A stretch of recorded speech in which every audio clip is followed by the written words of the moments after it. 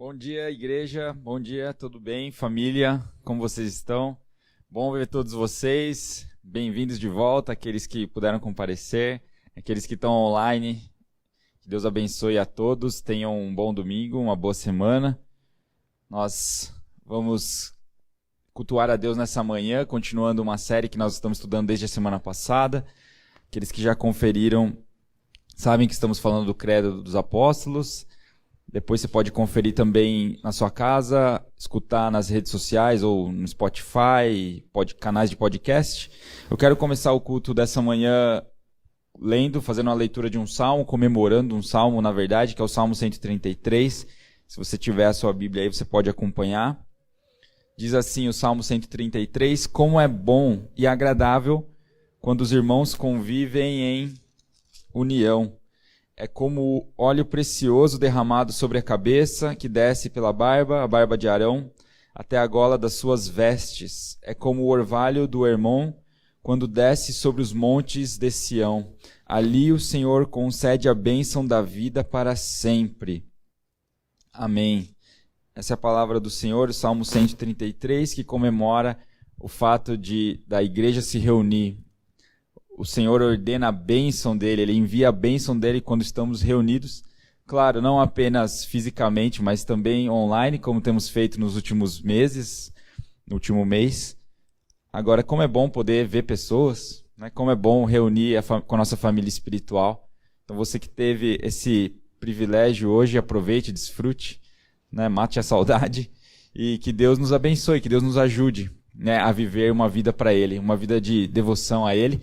Vamos ficar de pé, fazer uma oração e cultuarmos ao Senhor. Pai nosso, te louvamos nessa manhã, nós entronizamos o nome de Jesus, nós te agradecemos pela oportunidade de estarmos juntos, encontrarmos nossa família espiritual, nos encontrarmos contigo na tua casa. Pedimos que o Senhor fique à vontade aqui nesse lugar, pedimos que o Senhor envie a tua bênção, que o Senhor também derrame sobre nós as tuas misericórdias. Nós te agradecemos, Senhor, pelo perdão que o Senhor nos dá. Te agradecemos pela tua graça. Nós pedimos, Espírito Santo, nos toca nessa manhã, nos transforma a imagem de Jesus. Nós abrimos o nosso coração. Nós queremos te entregar nosso louvor, nossa adoração. Pedimos que o Senhor nos fortaleça. As pessoas que estão também assistindo em suas casas, eu oro para que o Espírito Santo alcance cada pessoa, cada coração, que o Senhor mude a nossa vida. Nós queremos te oferecer nessa manhã o nosso sincero culto. Amém. Amém? É bom estar de volta, né, gente? Até babei aqui. Na câmera a gente esconde algumas coisas, mas ao vivo não tem jeito, né? Então, minha esposa, quem percebeu, ela não pôde vir, está cuidando das crianças lá, está ajudando. E logo ela vai estar de volta na semana que vem. Eu prometo, semana que vem eu vou estar lá. A gente vai, nessa série, usar também outros pregadores. A Su vai me ajudar, o Abner também. Então logo vocês não vão ficar tão enjoados de me ver, né? Mas na semana passada a gente falou uma introdução do Credo dos Apóstolos. Hoje a gente vai continuar. A gente está falando desse assunto importantíssimo para a igreja cristã protestante. E hoje nós vamos continuar nossa série, tá bom? Muito obrigado. Deixa eu só abrir aqui a minha Bíblia. Daqui a pouco você pode abrir a sua também, Hebreus 11, e a gente vai continuar com a nossa série na parte 2.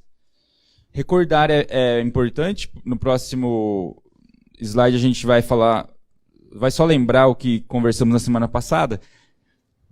A gente está vivendo uma estação, ok? Você acha que a Páscoa acabou? Na verdade, na sua casa talvez tenha algum resquício de Páscoa ali, um resquício de chocolate. Ainda tem? Na minha também. É muito chocolate, né, gente? Para poucas bocas. E, na verdade, biblicamente, ou na história cristã, no calendário cristão, sabemos que a Páscoa não é só um dia. A Páscoa é uma estação. Tá? Na história cristã a gente estuda então a Páscoa até o Pentecostes. O Pentecostes são 50 dias exatamente depois da ressurreição de Jesus. E nós estamos nesse momento. Vamos Fizemos esse exercício na semana passada, como se nós estivéssemos agora experimentando a presença de Jesus ressuscitado ou ressurreto. Jesus ressuscitou na Páscoa, vamos dizer, 2 semanas atrás. Faz de conta que somos discípulos naquela época, e agora Jesus ressuscitou e está nos ensinando a vida cristã no reino, ou a vida no reino de Deus. Isso está em Atos 1:3, fala assim: depois do seu sofrimento, Jesus apresentou-se a eles, e deu-lhes muitas provas indiscutíveis de que estava vivo. Apareceu-lhes por um período de 40 dias, falando-lhes acerca do reino de Deus. Que coisa interessante, né? Jesus ressuscitou dos mortos. Gente, isso acontece, tá? Aconteceu. Jesus ressuscitou de verdade. É esse Deus que nós cremos, e ele ensinou para os discípulos mais próximos. Então, se a gente se colocasse naquela época, vamos imaginar Jesus nos ensinando agora, e logo ele vai enviar o Espírito dele, pensando daqui a alguns dias. A Páscoa a gente viu que é uma temporada, então, que dura até o Pentecostes.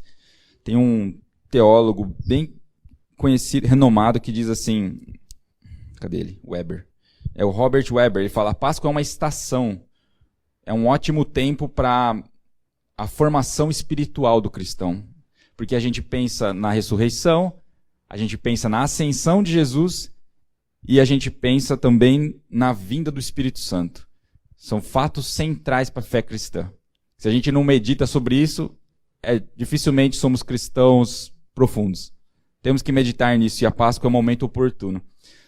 A gente viu também que um credo, na semana passada ainda, é resumo dos princípios fundamentais da fé cristã. É uma declaração de fé, é tipo um resumão, que você pode encontrar na história da igreja cristã, mas você encontra também na Bíblia alguns credos, por exemplo, o credo judeu, que eles oravam e oram 3 vezes ao dia. Mas isso na semana passada nós falamos mais, você pode assistir a mensagem da semana passada para se inteirar disso. Vimos ainda que a história da igreja apresenta credos, vimos que a Bíblia apresenta expressões de fé no Antigo e no Novo Testamento. Por exemplo, Paulo falando Senhor e Cristo, Jesus é Senhor e Salvador. Em vários lugares no Novo Testamento a gente vê essas expressões aparecendo iguais e novamente, o que nos dá uma ideia de que Deus quer ser entronizado dessa forma, ele quer ser cultuado dessa forma. Ele quer que você ore ele também da forma que ele ensina na Bíblia. Ainda vimos que os credos apontam para a palavra de Deus, que é a única autoridade infalível. A gente fala dos credos e para muita gente credo é uma coisa estranha. Credo? Isso não é coisa dos católicos? É que às vezes a gente não estudou um pouquinho da história da igreja, mas quando a gente estuda a história da igreja a gente vê alguns referenciais para nós de fé, como Martinho Lutero, como João Calvino, que valorizavam os credos e até escreveram sobre os credos. É uma palavra meio difícil de falar, né? Tá dando risada ali. O pessoal tá louco para me jogar no Worship Fails aí.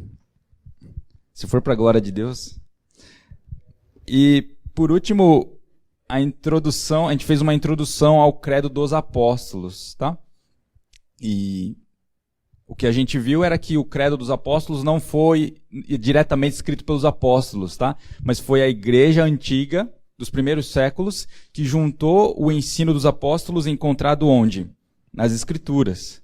Então formaram o credo dos apóstolos. Ele apareceu do jeito que a gente conhece hoje, e a gente já vai ler, no século X apenas. Então, lá pelo ano 1000, do jeito que a gente conhece, juntaram-se os ensinamentos, e a igreja honra esse credo, nós seguimos esse credo, mas seguimos sempre as Escrituras acima de qualquer credo.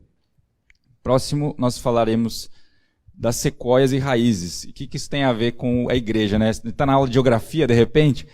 Na verdade, a gente vai falar uma breve coisa das sequoias e raízes. Já falamos, acho que alguns meses atrás, que essas árvores, conhecidas como sequoias ou sequoia gigante, elas são árvores que podem durar centenas de anos ou até milhares de anos. Você sabia dessa? São encontradas na Califórnia e no Oregon, ali nos Estados Unidos. E são árvores que podem atingir também mais de 100 metros de altura. É isso mesmo que você ouviu. Maior que edifícios que nós conhecemos. E por que me chamou a atenção essas árvores? Na verdade, essa pregação aqui eu extraí muitas coisas do pastor Matt Chandler, da igreja X dos Estados Unidos. Depois você pesquisa isso. Esse sermão foi extraído de lá e também do livro que nós já falamos semana passada, do Franklin Ferreira, Credo dos Apóstolos. Tá? Só uma observação. E ele fala, o Matt Chandler, que as sequoias têm umas raízes diferentes. As raízes das sequoias não são apenas profundas. Se você olha para o tamanho da sequoia, você fala, rapaz, deve ser raiz de lá embaixo, né, profunda. E não realmente. Não é bem assim. As raízes das sequoias, elas se entrelaçam umas com as outras. Isso é fantástico. Aliás, não importa. Então, isso que é fantástico, que as raízes se entrelaçam e aí está o poder das sequoias. Porque isso ajuda elas a se sustentarem umas às outras, mesmo que elas são gigantes. E se você pensar na força do vento, no clima da região, que tem neve, tem sol intenso, a gente pensa, a árvore não vai durar muito tempo. E dura, por causa desse segredo delas.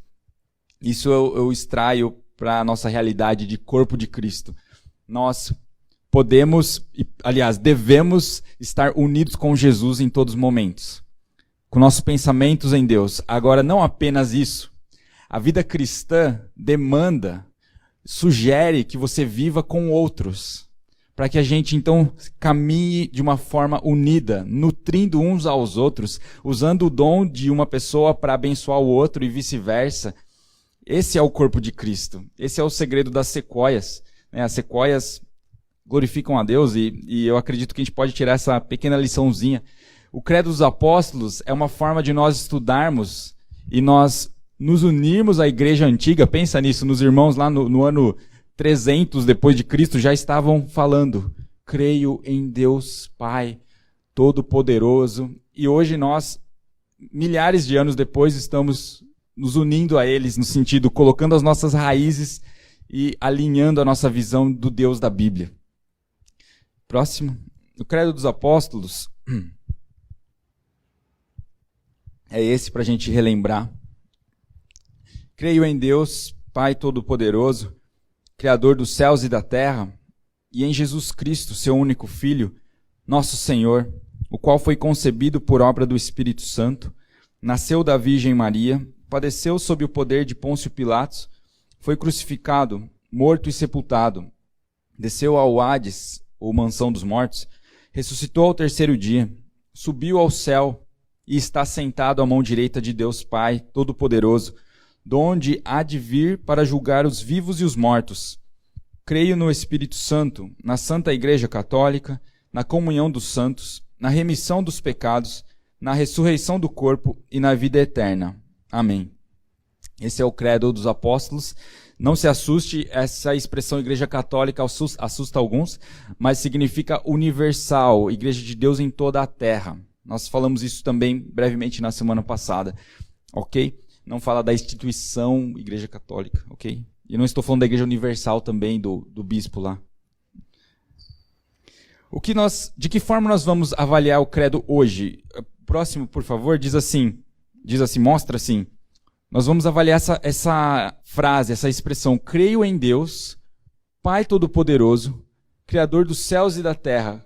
Como isso se aplica na minha vida? Como isso muda a minha vida ou a minha visão de Deus? No próximo ainda slide a gente vê a forma como vamos falar desse assunto.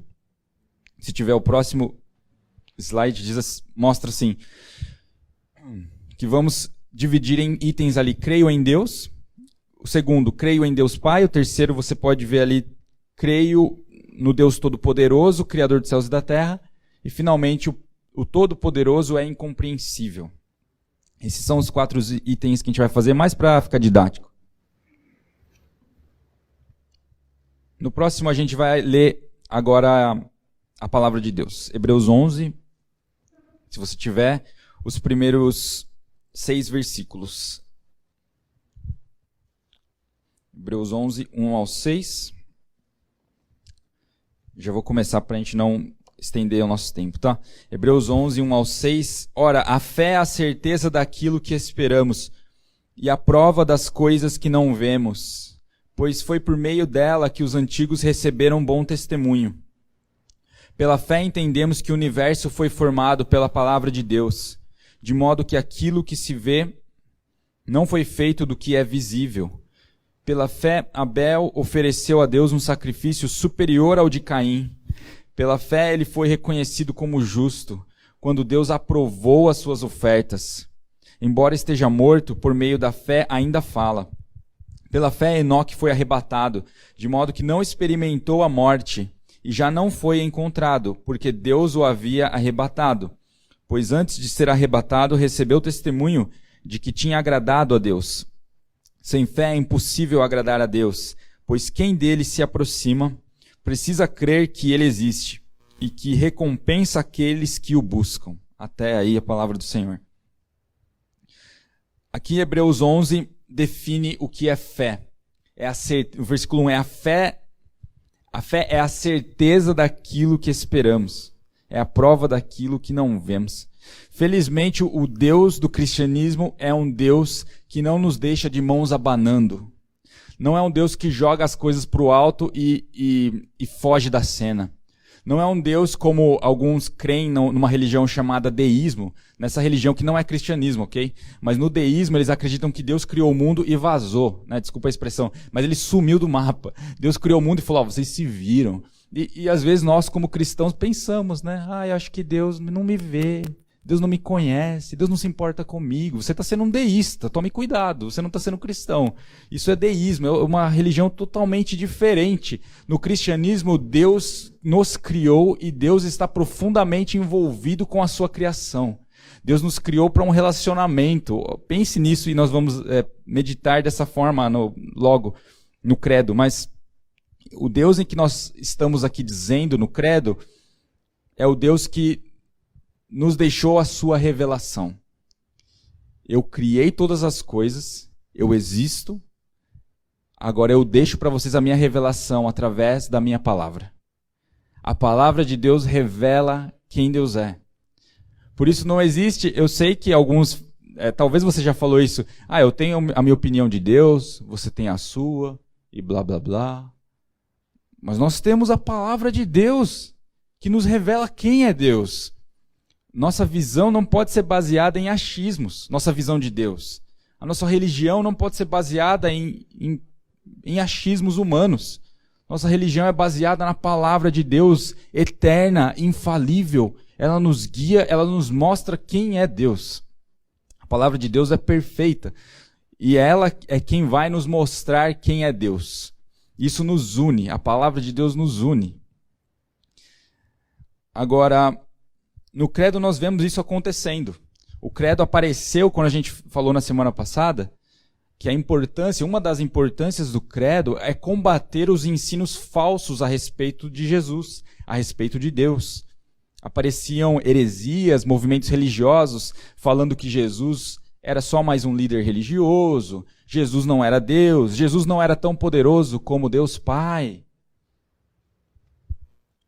E foi necessário que a igreja da época se protegesse dessa forma, né? Resumisse a palavra de Deus em alguns itens para todos os públicos.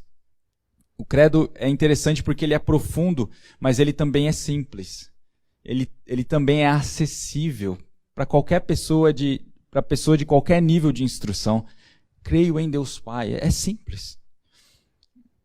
Creio em Deus, simples como essa foto, né? Essas duas crianças você vê meditadas nas escrituras. Talvez você cresceu assim, né? Provavelmente foi a sua história. Sim, um menino evangélico desde os 7 anos de idade, batizado cedo, recebeu o Espírito Santo desde muito cedo. Na verdade, nem todos, né? Mas a gente vê a pureza das crianças nessa foto, que buscam a Deus sem duvidar. Assim como a criança que recebe uma promessa de um pai, não sei se você já passou por isso, mas quando você fala, não, eu vou fazer, ele acredita. E se você não fizer, ele vai cobrar de você. Tem um exemplo de um pastor, acho que o Matt, alguma coisa que compõe lá, esqueci o nome dele. Matt Redman, ele fala, meu filho, eu chegava em casa e parece que ele tem um monte de filhas e um filho, alguma coisa assim. E ele falou, meu filho se jogava da escada, né? E ele falou que um dia ele virou as costas, ele não viu, e o filho, né, pulou e se agarrou no pescoço dele. Ele falou, pai, você me deixou. Ele falou, não te vi, filho. Mas ele falou, a forma como a criança confia no pai. Ele pula, ele se joga, né? Porque ele sabe que o pai vai cumprir a promessa dele. E dessa forma nós queremos olhar para Deus. acreditando totalmente, assim como fala em Hebreus 11. Eu quero acreditar, Deus, que você é esse Deus que você diz ser na Bíblia. Credo in Deum, o credo originalmente está escrito em latim, e essa é a expressão credo in Deum, e ela significa também, se a gente traduzir, não é só creio em Deus, mas eu deposito a minha confiança em Deus. Traz um pouquinho mais de luz, olhar essa frase, eu deposito a minha confiança em Deus. Quando você ora, creio em Deus Pai, você está dizendo, eu deposito a minha confiança em Deus Pai. Creio em Deus Pai. O creio aqui significa, então, implica em confiança, compromisso, obediência. Se eu estou orando o credo, então eu estou dizendo, esse Deus que o credo está dizendo é esse Deus em quem eu confio e é nesse Deus que eu vou obedecer. Eu vou obedecer a esse Deus, eu não vou duvidar da palavra dele. Ainda nesse slide nós vemos o último item aí. Para confiar, preciso conhecer. E eu conheço a partir de sua revelação. A gente deu o exemplo da criança que confia no pai. Agora, quando se trata de relacionamentos humanos, é evidente que você não confia de primeira. Talvez você está na igreja aqui há mais tempo e você já me conhece a sua. Você conhece-nos, você confia no sentido, você sabe que a gente está fazendo uma coisa de verdade, que a gente está fazendo isso por um chamado de Deus. Mas a primeira vez que você chega na igreja, você fala, qual que é desse cara? Será que ele quer meu dinheiro? Será que ele está só querendo ser famosinho, bombar no Instagram? Né? Quem que é esse pastorzinho aí? Então, é normal nós duvidarmos, né? Ou nos relacionamentos humanos. Você vai fazer uma parceria, opa, peraí, que parceria é o quê, rapá? Deixa eu confiar, deixa eu puxar a ficha desse homem para ver se eu posso entrar em aliança com ele, se eu posso ter uma parceria. É evidente que nos relacionamentos você precisa conhecer a pessoa. E com Deus é a mesma coisa. É humano você suspeitar da fidelidade de Deus. Pesado isso, né? Mas é humano você suspeitar. Será que Deus realmente é fiel? Será que Deus realmente protege? Será que Deus tem coisas para a minha vida? Será que Ele tem uma boa vontade para mim? Tipo, uma vontade boa, perfeita e agradável? Será? Debruce na revelação dele. Você precisa conhecê-lo. E o conhecimento dele está onde? Na palavra de Deus. Obviamente que não vai ser só um conhecimento, como a gente tem falado nas últimas semanas, intelectual. Não é só ler a Bíblia inteira e acabei em um dia. Fiquei maluco, mas eu li. Conheço Deus? Não. Porque não é no seu tempo também. Nos relacionamentos humanos, como que é? Como é que foi com a sua garota? Como é que foi? É conforme ela vai abrindo o coração dela, ela vai se revelando. Né? Parece meio absurdo falar isso, mas tem um escritor, um teólogo que faleceu ano passado. Não vou lembrar o nome dele. Mas ele é da Irlanda ali, esses países legais que toca rock britânico, sabe? E esse pastor, eu não vou lembrar o nome dele. Conhecimento de Deus, eu li o Packer. É o Packer, o sobrenome dele. O Packer fala que o conhecimento de Deus é como o conhecimento de uma pessoa. Eu só posso conhecê-lo à medida que ele se revela. Por isso nós temos a revelação de Deus. Mas mesmo assim, ele vai se revelar para você ao longo da sua vida. Ele vai se revelar para você ao longo da sua vida. E assim foi com Abraão, assim foi com Moisés, assim será com seus filhos, você e eu. Vamos, aqui nós lemos Hebreus 11, vamos para o próximo, pode ir. Creio em Deus Pai, avaliando o credo agora. Quando eu falo creio em Deus Pai, o que vem na sua mente? O Henri Cristo? Não pode ser a imagem que vem na sua mente. Você tem que lembrar de Jesus. Você tem que lembrar que Jesus chamou Deus de Pai. E isso chocou aqueles que andavam perto de Jesus. Pai? Na cultura dos hebreus, dos judeus, não era normal chamar Deus de Pai. Apesar de nós encontrarmos no Antigo Testamento, Deus se apresentando a Israel como o Pai de Israel. Israel, meu filho, Israel, eu sou como uma mãe que coloco vocês debaixo das minhas asas, como um animal.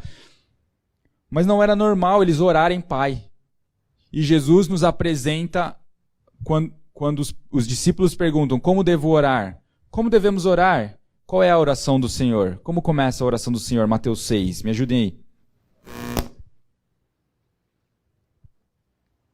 A oração do Senhor é a mesma coisa que Pai Nosso. Aí já falei a resposta, né? Jesus nos ensina o Pai Nosso. Pai Nosso. E os discípulos, Pai? Você está falando sério, Jesus? Que podemos chamar Deus de Pai? Pater, esse termo, aí tem no slide, pater, do grego, é um título característico do Novo Testamento.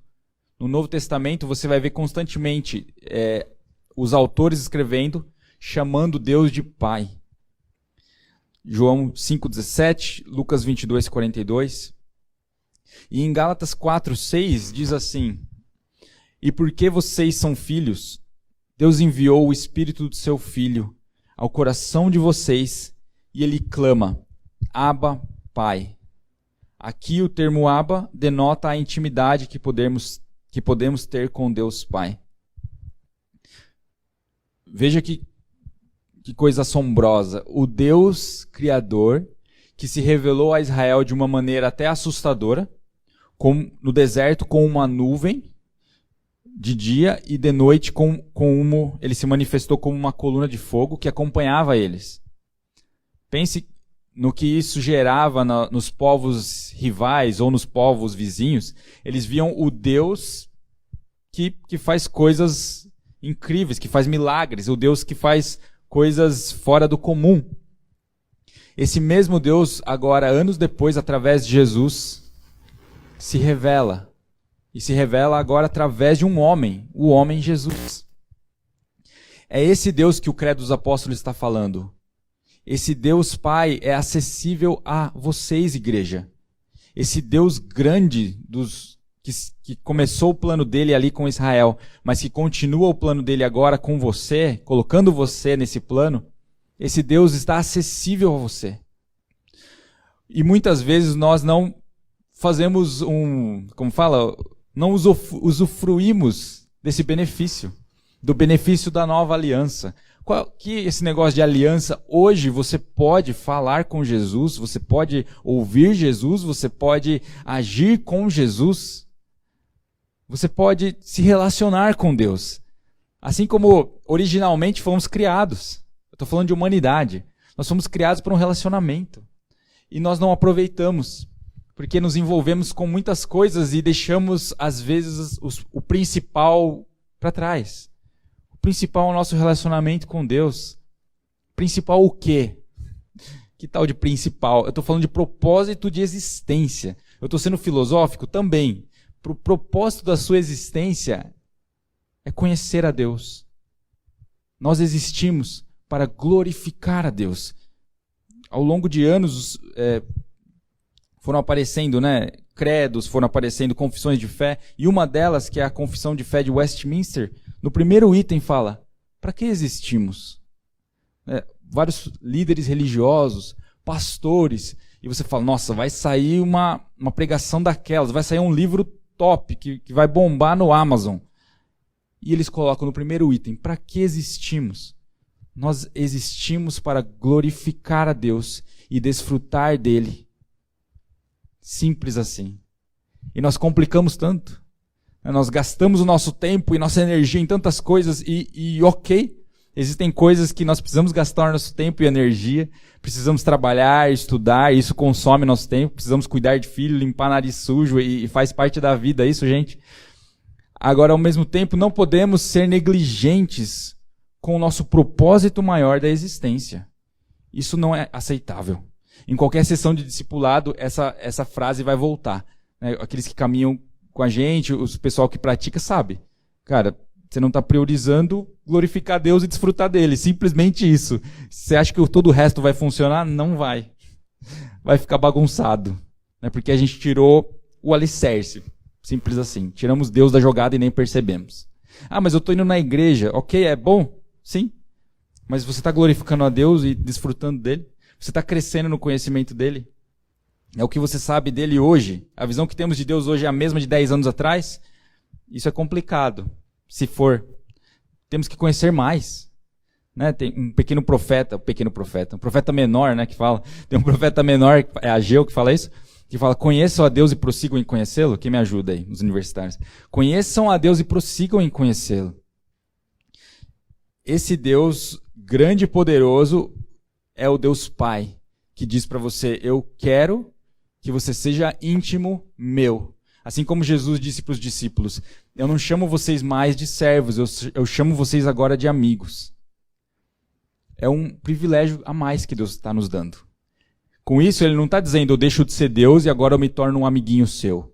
É igual, às vezes, nossos filhos fazem com a gente, né? Fala com a gente como se fosse amiguinho. Opa, peraí, eu não sou seu amiguinho, né? Eu sou seu amigo. Mas eu também sou seu pai. Não se esqueça disso. E, ao mesmo tempo, esse Deus grande e majestoso, ele se manifesta como Deus Pai, mas ele te dá um privilégio. Eu sou seu amigo. Eu quero ser seu amigo. Você tem alguém em quem você pode contar, desabafar.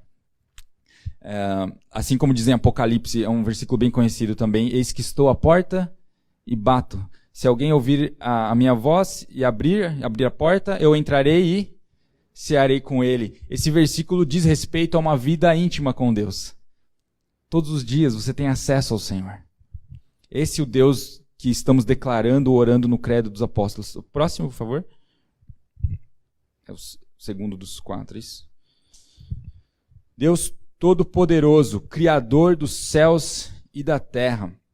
Eu vou ler aqui o versículo 6 de Isaías 44, que fala desse Deus Todo-Poderoso. Assim diz o Senhor, Rei de Israel, o seu Redentor, o Senhor dos exércitos, eu sou o primeiro e eu sou o último. Além de mim, não há Deus. Uau! Aí Deus esbraveja. Aí Deus se impõe. Aí é o Deus que criou esse globo que você está vendo. Não só esse globo, mas as galáxias que estão em volta desse globo. Esse Deus que nós estamos orando e cultuando aqui. O Deus Todo-Poderoso, que diz, não há, além de mim, não há outro Deus. Às vezes somos tentados a confiar na nossa própria carne, no nosso próprio braço. Às vezes você vai ver um amigo seu confiando numa religião X, Y e Z e falando que é Deus também. Tudo é Deus. Mas a Bíblia não concorda com esse tipo de afirmação. A Bíblia fala que somente um Deus é verdadeiro, somente um Deus é o Deus Criador, somente um Deus é o Deus triuno, Deus 3 em 1, Deus Pai, Deus Filho, Deus Espírito Santo. Esse é o Deus que Isaías aqui captou, que Isaías conheceu e anunciou. Que Deus é esse? Vamos ver o próximo slide para entender um pouco mais. Esse Deus é o Deus Todo-Poderoso. No próximo slide fala assim, Deus Todo-Poderoso é o Deus El Shaddai. Eu nem sei a pronúncia correta, tá? Mas você encontra também Yahweh ou Yahvé. Depois o pessoal até traduz para Jeová, mas os teólogos não gostam muito de você falar essa palavra. Então, vamos falar que a expressão Deus Todo-Poderoso na Bíblia é encontrada nessas formas. El Shaddai e Yahweh ou Yahvé. Lá em Gênesis 17:1, tem o exemplo clássico do El Shaddai ou do Deus Todo-Poderoso, que é esse. 17:1 diz assim, aqui, quando Abraão, o versículo é esse, gente. Quando Abraão estava com 99 anos de idade, o Senhor lhe apareceu e disse, eu sou o Deus Todo-Poderoso. Ande segundo a minha vontade e seja íntegro. É aí que aparece o El Shaddai, o Deus Todo-Poderoso. Se você estudar um pouquinho o capítulo ali de Gênesis ou o livro de Gênesis, você entende que no Oriente Médio as pessoas acreditavam em um monte de divindades, em vários deuses. Acreditavam no Deus Lua, no Deus Sol, no Deus... por aí vai. E quando Deus se revela a Abraão e chama ele para um propósito nobre, a partir de Abraão Deus constitui uma nação. A partir de Abraão Deus continua o seu plano que hoje alcança até eu e você. Olha que coisa mais incrível. E Deus fala para Abraão, eu sou o Deus Todo-Poderoso, o Deus do credo. Eu sou o Deus El Shaddai. Eu sou o Deus verdadeiro. Sabe esses deuses que os seus povos vizinhos estão cultuando? Esse Deus que o seu vizinho está adorando aí, levantando incenso? Rapaz, não é nada isso. Isso nem se compara. Eu estou chamando você para uma coisa original. Ande segundo a minha vontade e seja íntegro. E aí a frase comum a frase que a gente conhece é: sai da sua família, sai da tua terra, da sua parentela e vai para o lugar onde eu te mostrarei. E aí Abraão faz o quê? Obedece ou desobedece? Porque ele obedece, ele é conhecido hoje como o pai da fé. Ele é o pai da fé. E lá Paulo fala isso em Romanos, que nós somos, então, filhos de Abraão, no sentido que nós também temos a fé que Abraão teve. Assim devemos nos comportar, crendo na palavra de Deus, porque ele é todo poderoso. Deus falou: eu vou constituir uma nação tão grande como as estrelas do mar. Opa! Como as estrelas do céu, como o quê? As areias do mar. Essa é a expressão. Nada de... né? E se você pensar na situação de Abraão, um cara ali, né, talvez no interior, ninguém está me vendo. Será que Deus existe? Né? As dúvidas de Abraão, e Deus se apresenta falando: sim, eu vou constituir um povo a partir de você. E ele: mas eu já sou velho. Você já leu? Você já assistiu pregações assim? Abraão dizendo: eu sou velho. Realmente ele era velho. Mas Deus falou: eu tenho algo a fazer com você, porque através da sua vida eu vou mostrar a minha grandeza. Através do seu povo, Abraão, eu vou mostrar que eu sou o Deus verdadeiro. Eu vou me revelar ao mundo de uma forma que vocês não esperam. E assim vem Deus se revelando a nós ao longo da Bíblia e finalmente através de Jesus. Deus Todo-Poderoso. O que esse Deus Todo-Poderoso precisa fazer para te convencer, irmão, irmã? O que esse Deus Todo-Poderoso precisa tanto fazer para você confiar nele 100%? O que é difícil demais na sua mente, no seu coração hoje, que Deus não possa fazer? Qual é a petição que está aparecendo na sua lista aí? O que você precisa de Deus? Ele é o Deus Todo-Poderoso. E Ele pode todas as coisas. Ele criou aquele mundo que a gente viu ali, como diz a palavra, em 6 dias e no 7º dia Ele descansou. Não precisamos entrar no mérito de se foram 6 dias, como fala? Literais, ou se foram mais dias, porque existe uma discussão a respeito disso, mas isso não importa, de qualquer forma foi Ele que criou. Alguém de vocês aí conseguiu criar qualquer coisa parecida? Talvez, eu criei a minha casa, serve? Não. Um condomínio eu criei, não vale também. Criei um país, olha, você é importante, cara. Mas você criou um mundo, você criou oceano, né? Até hoje a gente quebra a cabeça como que a água do oceano transforma em água potável. E quando os caras descobrem, eles... gênio! Né? Mas tipo, o Criador de todas as coisas fez isso e dá risada. Em 6 dias e diz: eu sou o Deus Todo-Poderoso. Abraão, ande comigo, me obedeça, ande na minha presença. Esse é o convite de Deus para nós, o Deus que criou todas as coisas, que criou as galáxias. Daqui a pouco tem uma foto de uma galáxia e é demais pensar que esse Deus nos conhece e nos chama para Ele. Deus Yahvé, é o Deus que se apresentou para Moisés. Tem um versículo aqui que é o 3,14, acho que eu pus aí, né? Esse Êxodo 3,14 diz: eu sou o que sou, é isto que você dirá aos israelitas. Eu sou, me enviou a vocês. Aí Deus estava se revelando como o Deus Yahvé. Quando Moisés o pergunta: quem é você? Ou quem eu vou dizer que me enviou? Eu vou para os egípcios, mas quem me enviou? Moisés, veja bem, não tem como me comparar. A resposta: eu sou o Deus Yahvé, eu sou Deus, eu sou o que sou. Eu sou o Deus diferente de todos o que vocês conhecem. Eu sou o Deus, como diz Karl Barth, eu sou o Deus totalmente outro. Eu sou o totalmente outro. Ninguém pode se comparar ao nosso Deus. Esse é o Deus que eu e você seguimos. Esse é o Deus da Bíblia. Esse é o Deus que o credo está anunciando. Mas o próximo, é isso? Eu não falei alguma coisa ali? Não falei. Deus é incompreensível. O penúltimo ponto.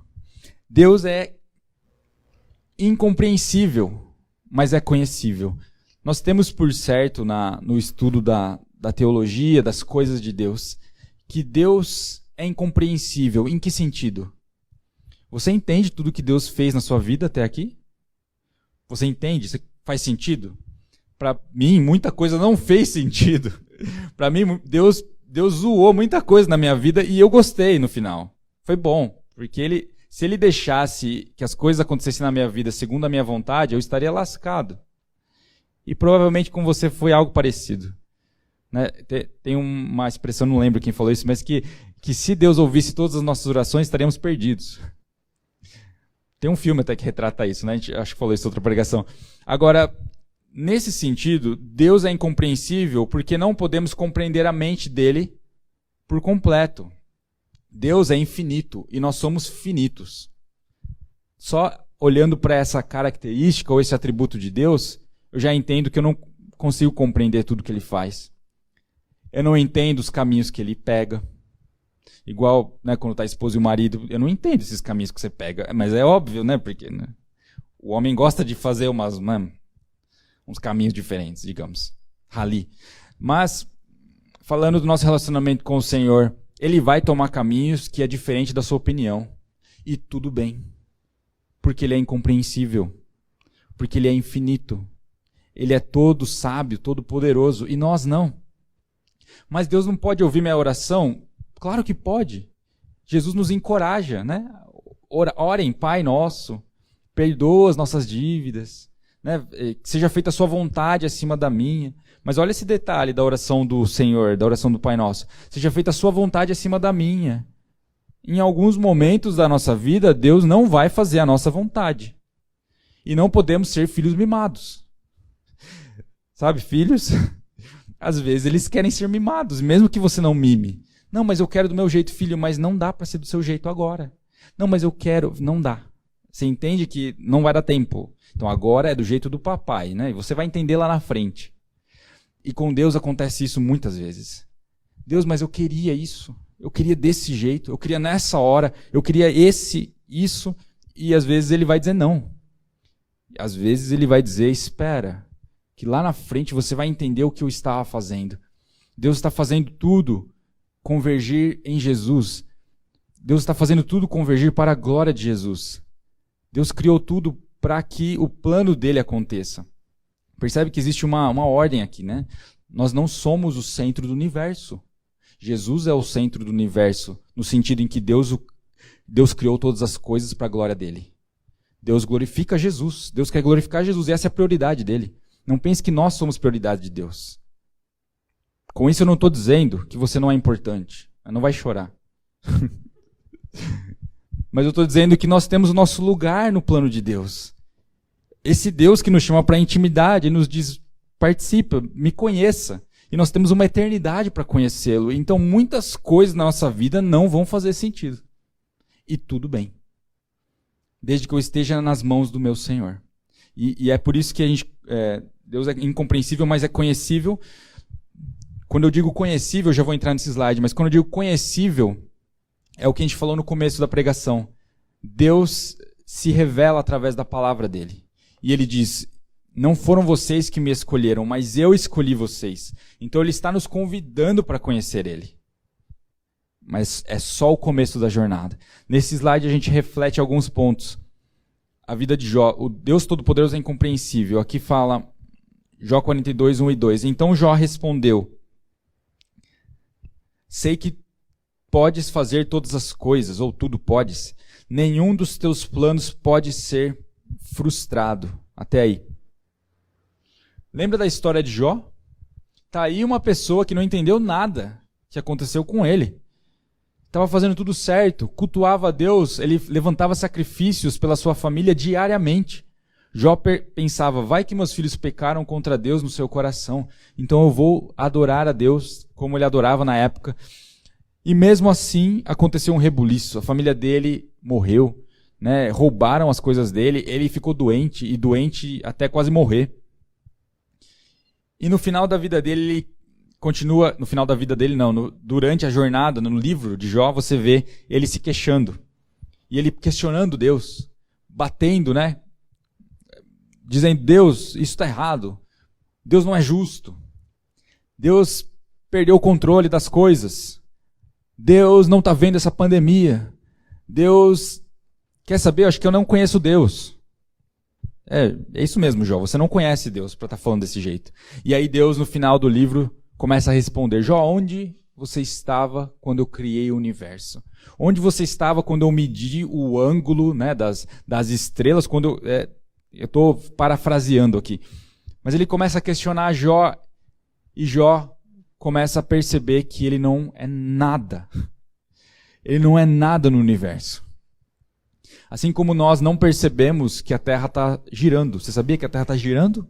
Nós estudamos isso, né? Ou a Terra é plana? Não, está girando. É para estar. Deve estar girando. Mas eu não percebo. Eu não percebo que ela está girando. Porque nós somos pequenos demais. Você não percebe que Deus está fazendo na Terra. Você não percebe que Deus está no controle. Mas Ele está. E nós não percebemos porque somos pequenos demais. Mas Ele continua no governo. Ele continua cumprindo cada profecia da palavra do Antigo Testamento no Novo. E as promessas que estão ainda a se cumprir vão se cumprir porque Ele é Deus. Porque Ele não falha. Porque a palavra dele não volta vazia. Esse é o Deus que nós estamos estudando. Esse é o Deus do credo. Esse é o Deus que Jó se tocou e disse: bem sei que tudo podes e que nenhum dos seus planos pode ser frustrado. Agora, quando nós vemos esse Deus, e é o último ponto aqui, esse Deus todo-poderoso, o que nós vamos fazer diante do mal ou diante do sofrimento?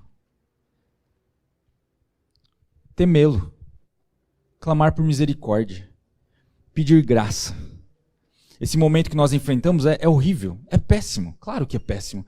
Alguns dias eu estou próximo ali de um pronto-socorro para cuidar de doentes e eu vou dizer que nesse mês as coisas melhoraram, pelo menos na nossa região. Mas há um mês atrás era assustador. Teve um dia que eu falei para minha esposa, eu não quero mais voltar lá para aquele lugar. Eu sei que eu preciso, mas eu não quero. Porque é triste demais.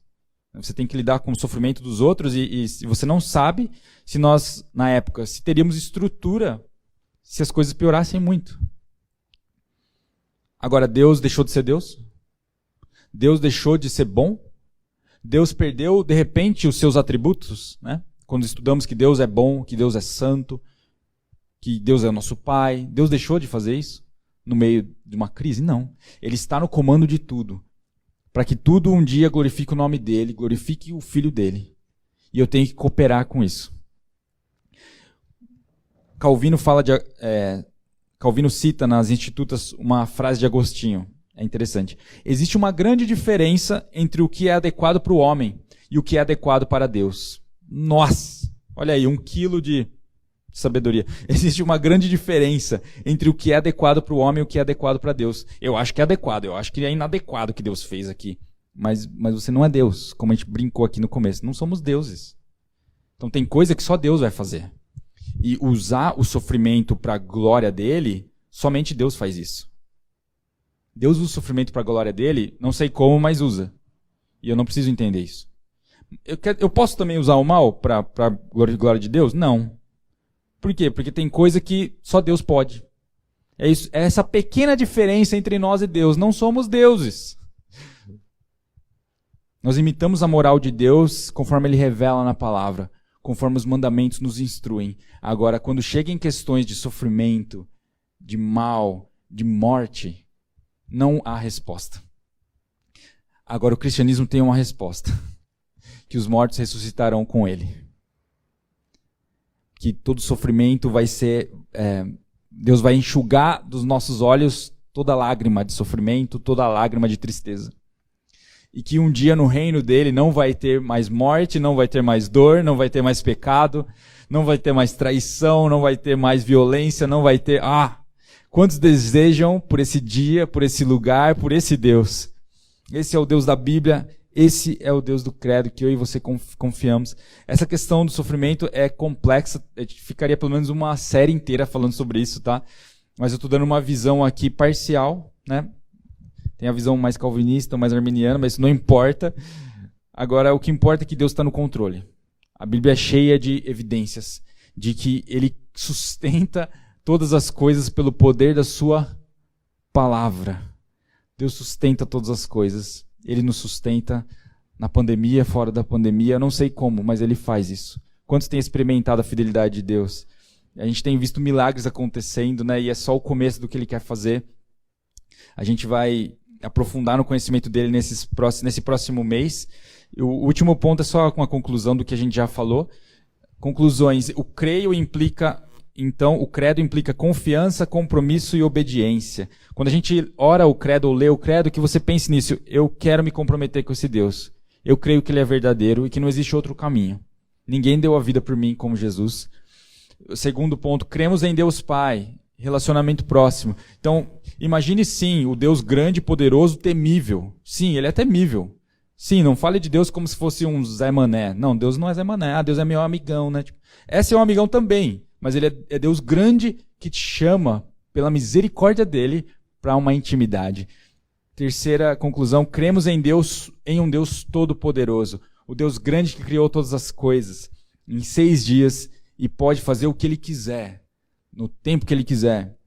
E por último, cremos em um Deus incompreensível, mas conhecível. É o Deus que faz coisas estranhas às vezes aos nossos olhos, mas que nos convida, anda comigo que você vai entender lá na frente. Vamos ficar de pé? Quero orar com vocês sobre isso e também aproveitar e fazer uma oração por aqueles que estão enfermos ou querem apresentar algum pedido em favor de um familiar, de algum amigo. Vamos aproveitar e fazer isso, que estamos em comunidade. Pai, em nome de Jesus, Pai nosso, grande Deus, Criador dos céus e da terra, nós te adoramos nesse lugar, te agradecemos porque lembramos que o Senhor é poderoso, que o Senhor pode todas as coisas, que o Senhor é o Deus El Shaddai, o Deus Yahvé, o Deus todo-poderoso que chamou as pessoas com um propósito, que nos chama agora também para participar disso, que nos chama para a intimidade, para caminhar ao seu lado. Que privilégio é esse, Deus? Muito obrigado por nos criar para um relacionamento contigo. Muito obrigado por esse presente. Nos ajuda, Deus, a andarmos contigo, a sermos fiéis na tua presença. Nos ajuda a te encontrarmos nas Escrituras. Nos ajuda a andarmos como igreja. Obrigado pelo privilégio também de estarmos reunidos fisicamente também. Abençoa os teus filhos, Pai, para terem uma vida também de devoção, uma vida de oração. Ajuda-nos, Senhor, na caminhada com o Senhor. E nos ajuda também nos discipulados, ajuda-nos a praticar isso para a Tua glória. Nesse momento também, reunidos aqui como um corpo de Cristo, nós queremos fortalecer as nossas raízes também e orar, Pai, alcança aqueles que estão enfermos, alcança aqueles que precisam da nossa oração. Nós pedimos por cura, nós oramos por libertação, por salvação. Pedimos, Deus, fortalece também os que estão fracos, que o Senhor nos encha com o Teu Espírito Santo, com o poder do Teu Espírito Santo, nos dê os Teus dons, os Teus presentes, Senhor. Nós pedimos, tira toda a dor física também dos Teus filhos. Eu oro para que o Senhor traga a cura e que isso sirva para a glória do Teu nome. Nós abençoamos cada pessoa aqui em nome de Jesus. Amém. Amém. Vocês podem se assentar. Só um anúncio que a gente vai continuar a nossa série, que a gente está fazendo um trabalho com campanhas com cesta básica. O Diogo tem mais informações, mas você pode mandar mensagem ou no nosso direct no Instagram ou... Onde mais? Pedrinho, isso, João Peter, e também no grupo aí, o pessoal que conhece.